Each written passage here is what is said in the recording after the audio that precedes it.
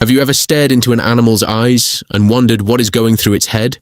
Not whether it loves you, not whether it is afraid of you, but what it actually believes you are.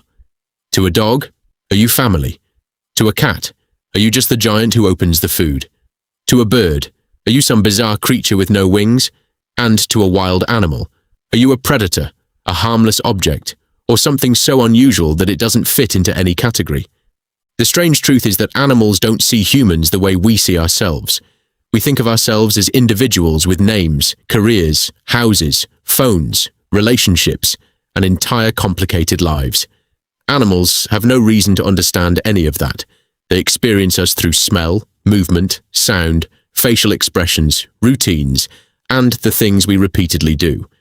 So instead of asking whether animals understand humans, there is a much more interesting question. What kind of creature do they think we are? Let's begin with dogs. Dogs might be some of the best animals at interpreting human behavior. They can recognize our voices, read our expressions, follow where we point, and even notice when our emotional state changes. But a dog doesn't mistake you for another dog. It knows you have a different smell, a different body, and completely different ways of moving. Still, you are not outside its social world. You are part of it. To a dog, you can be a source of food, protection, affection, entertainment, and security all at once. That is why a dog can react so dramatically when you walk through the door. From your perspective, you simply came home. From the dog's perspective, an important member of its world has finally returned. You are the creature that controls the food, opens the doors, provides shelter, plays games, and keeps the daily routine moving. So perhaps, in a dog's mind, humans are just bizarre upright members of the group with terrible noses, strange communication skills, and an almost supernatural ability to make snacks appear. Cats are another story. Cats clearly understand that humans are not cats. We are much larger, considerably louder, and far less coordinated. Yet cats often interact with us in ways that look surprisingly similar to how they interact with members of their own social group. They rub against our legs. They stare at us and slowly blink. They follow us around the house. Some even bring us dead animals or toys, as if they are delivering something important. And then there is the meowing. Adult cats don't normally rely on meowing to communicate with other adult cats, nearly as much as they do with humans. Over thousands of years around us, cats appear to have developed behaviors specifically suited to communicating with people. So maybe cats don't see us as their owners at all. Maybe they see us as enormous, slightly incompetent creatures that can be trained. Now consider horses. Horses live very differently from predators like dogs and cats. They are prey animals, which means their survival depends heavily on noticing tiny changes in the world around them. Posture, breathing, movement, tension, and confidence can all tell a horse whether something is safe. Your words may matter less than the way your body behaves. If you approach a horse while nervous, it can pick up on that tension. If you remain calm and predictable, the animal may become more comfortable around you. And from a horse's perspective, humans are extremely confusing. We have forward-facing eyes, walk directly toward them, and physically resemble the kind of creature that could potentially hunt. Yet instead of attacking, we arrive with food. We groom them. We protect them. We spend time around them. Eventually, a horse can learn that this strange, upright, predator-shaped creature is actually safe. It may even come to see humans as unusual members of its social environment, who somehow control food, movement, grooming, and where everyone is supposed to go. Birds might have an even stranger interpretation of us. Parrots, crows, ravens, and several other bird species are remarkably intelligent. They can recognize individuals, solve problems, remember experiences, and understand surprisingly complicated social relationships. A crow that has been threatened by a particular person can remember that face for years. Even more interestingly, it may react differently when it sees that person again, and can sometimes alert other crows to the danger. That means the crow isn't simply thinking, human. It can be thinking, that human. A dangerous person can become associated with danger. A person who provides food may become associated with safety. A familiar face can become part of the bird's understanding of its environment. Parrots can form incredibly strong relationships with humans as well. Depending on the individual bird, a person might become a flock companion, a rival, a source of comfort, or something much more complicated. From a bird's perspective, we are giant wingless creatures with strange voices, powerful hands, and complete control over things like food, doors, lights, and attention. That makes us pretty important. But what about animals that have never been domesticated? Imagine being a deer watching a person from the edge of a forest. The deer isn't wondering what your job is. It doesn't care about your name. It isn't trying to understand your personality.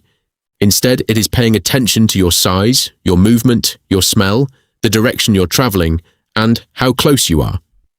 For many wild animals, humans are basically sorted into a few simple categories: danger, safety, or something that can be ignored. Animals living around cities often develop a completely different relationship with us. Pigeons, foxes, squirrels, raccoons, and other urban animals can learn that humans are simply another permanent feature of their environment. We can be dangerous. We can also be useful. And sometimes, we're just there. A city squirrel may not look at you and think, there is another human being. It may simply register a large moving object that occasionally contains food. Raccoons have perhaps discovered one of humanity's greatest inventions from their perspective: the trash can. To a raccoon, an entire city could look like an enormous machine designed to manufacture leftovers and store them in convenient containers. Our entire civilization may basically be a complicated food delivery system. Then there are the animals living in the ocean. Dolphins are naturally curious, and some appear interested in interacting with humans. But imagine how strange we must look from underwater. We are slow. We can't breathe underwater. We need equipment just to remain submerged. We make bubbles, splash around and move through the water with nowhere near the elegance of an animal built for it.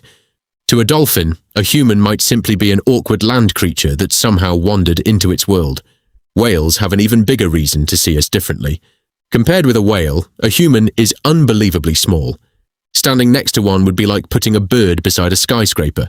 And yet, whales sometimes approach boats and humans with remarkable calmness. Some interactions can appear almost gentle. That doesn't necessarily mean a whale understands what a human is. It may simply understand that we are small, slow-moving, and vulnerable.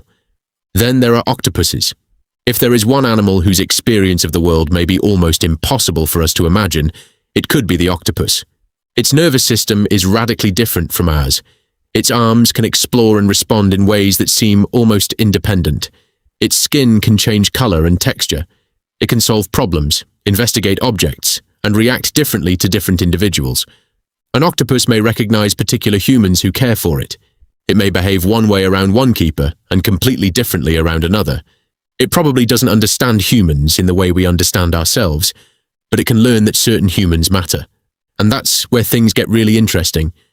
Animals may not understand us primarily as a species. They may understand us as patterns. A dog learns that the sound of keys means someone is leaving.